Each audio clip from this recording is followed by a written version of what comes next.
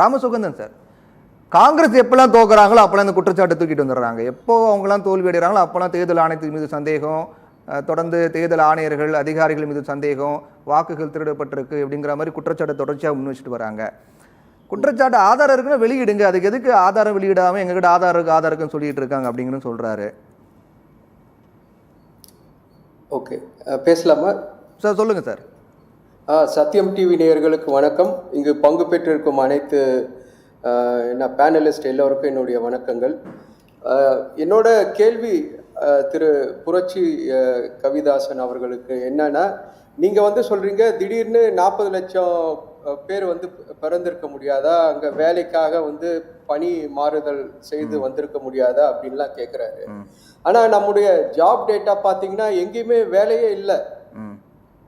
வேலை வாய்ப்பு குறைஞ்சிட்டு வருது. நிறைய பேர் வேலை வாய்ப்புகளை இழந்துட்டு வராங்க. அதுதான் உண்மை.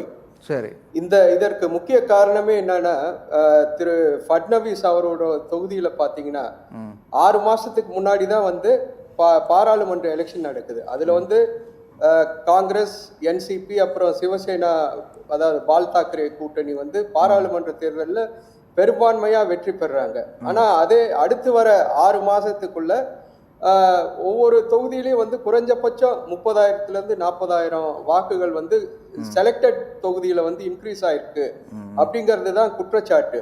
அந்த டேட்டாஸ்லாம் மெஷின் ரீடபிள் ஃபார்மேட்ல காங்கிரஸ் கட்சியும் மற்ற எதிர்கட்சியும் கேட்குறாங்க. அவங்களுக்கு எலெக்ஷன் கமிஷன் இது வரைக்கும் தரவே இல்லை. அதுதான் உண்மை. எலெக்ஷன் கமிஷன் டேட்டாஸ் தராம நீங்க போய் சொல்றீங்க, என்ன ஆதாரம் இருக்குன்னா நீங்க மெஷின் ரீடபிள் டேட்டா கொடுத்தா அதுல நாங்க பின் பாயிண்ட் பண்ண முடியும். அதுதான் இப்போ மேனுவலா ஒரு தொகுதியை சாம்பிளா எடுத்துட்டு பண்ணதுல 6.5 லட்சம் வாக்காளர்கள்ல 1.5 லட்சம் வாக்காளர்கள் போலி வாக்காளர்கள் அப்படின்ற தரவை காங்கிரஸ் கட்சி கண்டுபிடித்துள்ளது. அதை தான் தலைவர் ராகுல் காந்தி அவர்கள் விரைவில் வெளியிட இருக்கிறார். இதற்கு பாஜக பதில் சொல்லிதான் ஆக வேண்டும். பீகார்ல இவங்க செய்வது சட்டத்திற்கு விரோதமானது. பீகார்ல டேட்டா, அவங்க சென்சஸ் டேட்டா படி பாத்தீங்கன்னா சுமார் 8.20 லட்சம் கோடி மக்கள் எலிஜிபிள் வாக்காளர்களா இருக்காங்க. ஆனா இப்ப இவங்க எஸ்ஐஆர் அண்ட் எக்ஸசைஸ் மூலம் அவங்க சுமார் அதுல இருந்து 65 லட்சம் பேரை நீக்கி இருக்காங்க.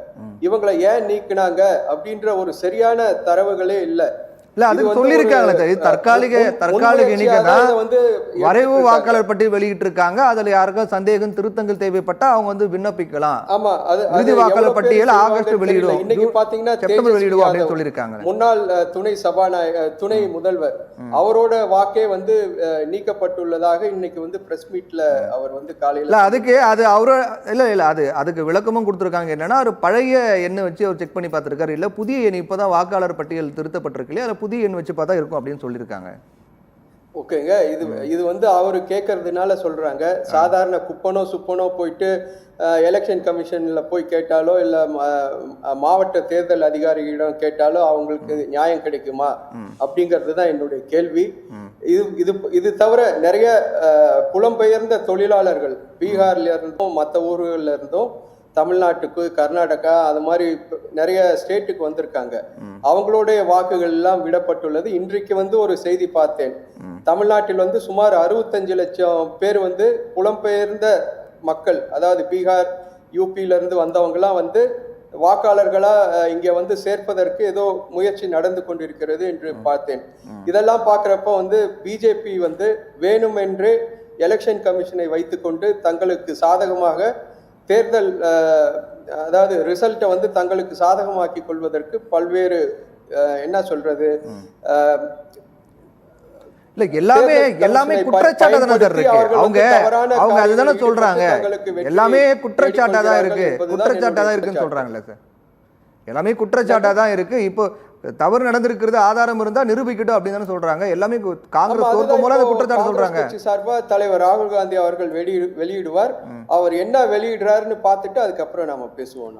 சரி, பேசுவோம்.